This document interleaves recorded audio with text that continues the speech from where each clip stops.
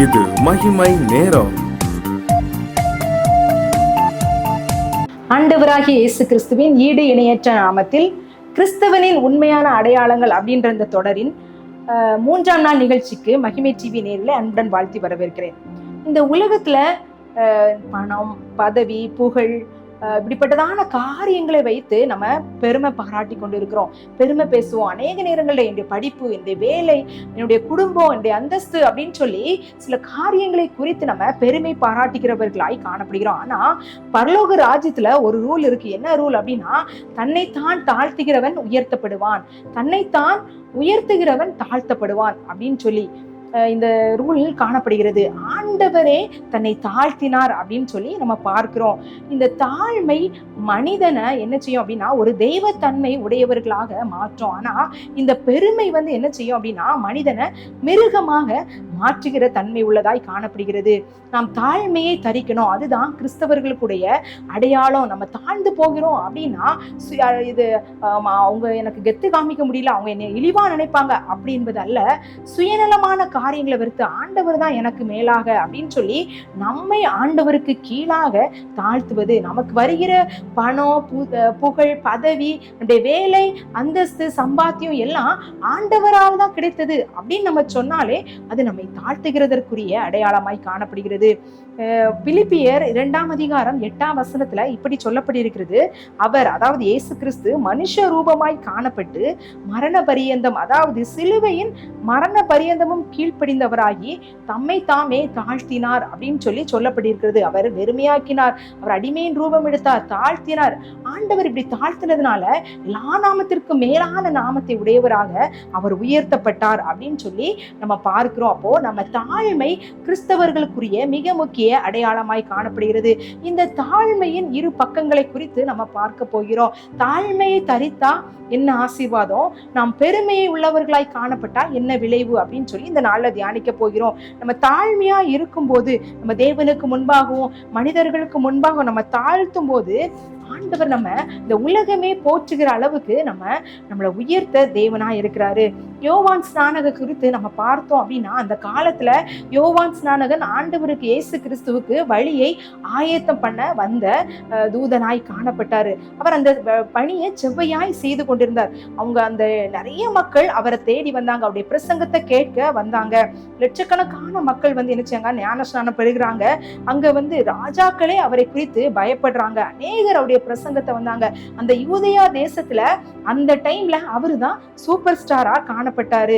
மக்கள் எல்லாரும் இவருதான் இயேசு கிறிஸ்துவோ அப்படின்னு நினைக்கிற அளவுக்கு அவர் நிறைய காரியங்களை அவர் செய்தார். ஆனா இயேசு கிறிஸ்து வந்த உடனே அவர் என்ன சொல்றாரு அப்படின்னா, யோவான் 3:30 அவர் பெருகவும் நான் சிறுகவும் வேண்டும் அப்படின்னு சொல்றாரு. ஒருவேளை ஆண்டவருக்கு மேல நான் கிடையாது அப்படின்ற அவரை தன்னுடைய நிலையை உணர்ந்ததுனால அவர் அந்த ஸ்டேட்மெண்ட்டை சொல்றாரு. அதனால ஆண்டவர் என்ன சொல்றாரு அப்படின்னா, ஸ்திரீகளுக்குள்ள பிறந்த விடத்துல யோவான் ஸ்நானனை பார்க்கிலும் பெரியவன் ஒருவரும் இல்லை அப்படின்னு ஆண்டவர் யோவான் ஸ்நானனை குறித்து சாட்சி பகருகிறவராய் காணப்படுகிறார். ஒருவேளை நம்மை தாழ்த்தும் போது பரலோகமே நம்மை குறித்து சாட்சி கொடுக்கும் அப்படின்றத நம்ம மறந்து போகக்கூடாது. நம்ம தாழ்மை உள்ளவர்களாக நம்ம காணப்படணும். அநேக காரியங்களை நம்ம வேதத்துல இருந்து நம்ம கற்றுக்கொள்ளலாம் தாழ்மைக்கு.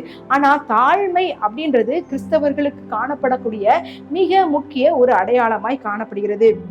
இந்த பெருமையா நம்ம இருந்தோம் அப்படின்னா என்ன நடக்கும் அப்படின்னு சொல்லி நம்ம பார்க்கலாம். நம்ம அநேக நேரத்துல எனக்கு நல்ல வேலை இருக்கு, என்னுடைய வேலையினால சம்பாத்தியத்தினாலதான் என் குடும்பத்துல நான் என்னென்ன காரியத்தெல்லாம் செய்தேன் அப்படின்னு சொல்லி ஒருவேளை அதை குறித்து நம்ம பெருமை பேசுகிறவர்களா காணப்படலாம். அந்தஸ்தை குறித்து பேசுகிறவர்களா காணலாம். நம்ம சொத்தை குறித்து பேசுகிறவர்களா காணப்படலாம். இந்த பெருமை காணப்படும் போது அது அழிவுக்கு வித்திடுகிறதாய் காணப்படுகிறது. விழுதலுக்கு முன்னானது மனமேட்டிமை அப்படின்னு சொல்லி நீதிமொழிகள்ல சொல்லப்பட்டிருக்கு. அழிவுக்கு முன்னானது அகந்தை அப்படின்னு சொல்லப்பட்டிருக்கிறது.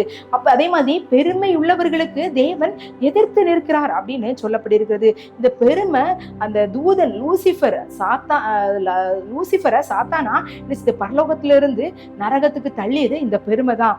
ஆனா அந்த தாழ்மை தரித்த இயேசு கிறிஸ்துவ அது உயரங்களில சிங்காசனத்துல, பரலோக சிங்காசனத்துல அமர செய்தது அப்படின்னு நம்ம பார்க்கலாம். இந்த நேபுகாத் நேச்சார் அப்படின்ற ஒரு பாபிலோனின் ராஜா இருந்தாரு. இந்த பாபிலோனின் ராஜா ஒரு மிகச்சிறந்த சக்கரவர்த்தியாய் மிகப்பெரிய ராஜ்ய பாரத்தை அவர் கொண்டிருந்தார். அவர் அநேக காரியங்களை செய்தார். அந்த இடத்துல சிறந்து விளங்கிறவராக காணப்பட்டார். அவர் ஒரு நாள் தன்னுடைய அரண்மனையின் உப்பரிகையில உலாவி கொண்டிருக்கும் போது அவர் அந்த பாபிலோன் நகரத்தெல்லாம் பார்த்துட்டு அவர் என்ன சொல்றாரு அப்படின்னா, என்னுடைய நாம மகிமைக்காக, என்னுடைய பேர் பிரஸ்தாபத்திற்காக நான் கட்டின மகா பாபிலோன் அல்லவா அப்படின்னு பெருமையா அவர் குறித்து பேசி கொண்டிருக்கும் போது அந்த நொடியில தானே அவர் மிருகமாய் மாற்றப்பட்டார். 7 ஆண்டுகள் என்ன செய்தாரு, அவர் அப்படி புல்ல தின்னாரு அப்படின்னு சொல்லி நம்ம பார்க்கிறோம். அதுக்கப்புறமா அவர் மாட்டை போல புல்லை தின்னார் அப்படின்னு சொல்லி சொல்லப்பட்டிருக்குது. அப்ப அந்த பெருமை, ஆண்டவருக்கு கொடுக்கக்கூடிய காரியத்தை, ஆண்டவருக்கு கொடுக்கக்கூடிய கனத்தை நம்ம எடுத்துக்கொண்டோம் அப்படின்னா அதுதான் பெருமை. நம்மிடத்துல என்ன காரியம் காணப்படுகிறது அப்படின்னு நம்ம சிந்திக்க அழைக்கப்படுகிறோம். நம்மிடத்துல தாழ்மையின் அடையாளம் காணப்படுகிறதா? நம்ம அதிகமா ஜெபிக்கிறோம், அதிகமா வேதம் வாசிக்கிறோம், நான் ஆண்டவருடைய காரியங்கள் அதிகமா ஈடுபடுகிறேன், ஆலய காரியங்கள்ல ஈடுபடுகிறேன் அப்படின்னு சொல்லி ஒருவேளை நம்முடைய ஆவிக்குரிய வாழ்க்கை குறித்து பெருமை பாராட்டுகிறவர்களாய் நம்ம காணப்படுகிறோமா? இல்ல நம்ம குடும்ப காரியங்கள்ல நான் இதெல்லாம் செய்திருக்கேன், இந்த உலக பிரகாரமான காரியங்கள்ல இப்படிப்பட்ட காரியங்களா செய்திருக்கேன் அப்படின்னு சொல்லி உலக பிரகாரமான காரியங்களை பெருமை பாராட்டுகிறவர்களாய் காணப்படுகிறோமா? பெருமை உள்ளவர்களுக்கு தேவன் எதிர்த்து நிற்கிறார். பெருமை நம்மை அழிக்கிறதற்கு வரக்கூடிய ஒரு ஆயுதமாய் அது காணப்படுகிறது அப்படின்றத மறந்து விடக்கூடாது.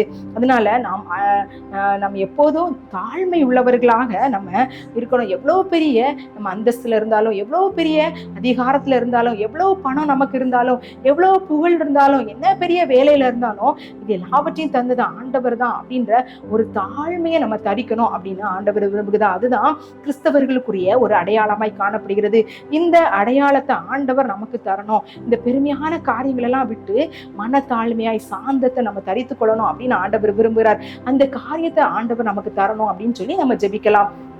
எங்களை அதிகமாய் நேசிக்கிற எங்கள் அன்பின் கர்த்தாவே, இந்த நாளுக்காக உமக்கு நன்றி செலுத்துறோம். இந்த நாள்ல ஆண்டவரே தாழ்மை குறித்து நாங்க பார்த்தோம். கிறிஸ்தவர்களுக்கு இருக்கக்கூடிய ஒரு முக்கியமான ஒரு அடையாளம் தாழ்மை அப்படின்னு சொல்லி நாங்க பார்த்தோம். இந்த தாழ்மை அநேக நேரங்கள்ல எங்களுக்கு இல்லை ஆண்டவரே. நாங்க ஒருவேளை ஜெபிக்கும் போது எங்களை தாழ்த்தி நாங்க ஜெபிக்கிறவர்களாய் காணப்படுகிறோம். ஆனா எங்களுடைய ஆண்டவரே டே டு டே லைஃப்ல ஆண்டவரே நாங்கள் பேசுகிற வார்த்தைகள்ல ஆண்டவரே எங்களுடைய எல்லா காரியங்களையும் பெருமை காணப்படுமா எங்களை மன்னிக்கும்படியாய் ஜெபிக்கிறோம்.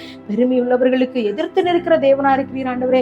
பெருமையினால இழந்த அநேகர் ஆண்டவரே நீ வேதாகமத்துல எங்களுக்கு எடுத்துக்காட்டாய் வைத்திருக்கிறீங்க ஆண்டவரே. அப்பா, நாங்க தாழ்மையை தரித்துக் கொள்ள எங்களை பெருமை எங்களை விட்டு அகற்றி போடும்படியாய் ஜெபிக்கிற ஆண்டவரே. இந்த உலக பிரகாரமான காரியமாகட்டும், ஆவிக்குரிய பிரகாரமான காரியமாகட்டும், எந்தெந்த காரியங்கள்ல நாங்க பெருமை பாராட்டி கொண்டிருக்கிறோமோ அந்த காரியங்கள்ல இருந்து விலகி தாழ்மையை தரித்துக் கொள்ள எங்களுக்கு உதவி செய்யுங்க ஆண்டவரே. எங்களை தாழ்த்தி ஆண்டவரே உம்முடைய கரத்துல தருகிறோம். அந்த கிருபையை எங்களுக்கு தாங்க. எங்களை ஒவ்வொரு நாளும் எங்களை தாழ்த்தி ஆண்டவரே நீர் பெருகவும் நாங்க சிறுகவும் வேண்டும் என்று சொல்லி ஆண்டவரே உம்மை கனப்படுத்துகிறவர்களாக, உம்மை உயர்த்துகிறவர்களாக எங்களை ஒப்புக் கொடுக்கிற தகப்பனே, நீரே எங்களை வழி நடத்தும்படியாக ஜெபிக்கிறேன். எங்களை தாழ்த்துகிறோம்.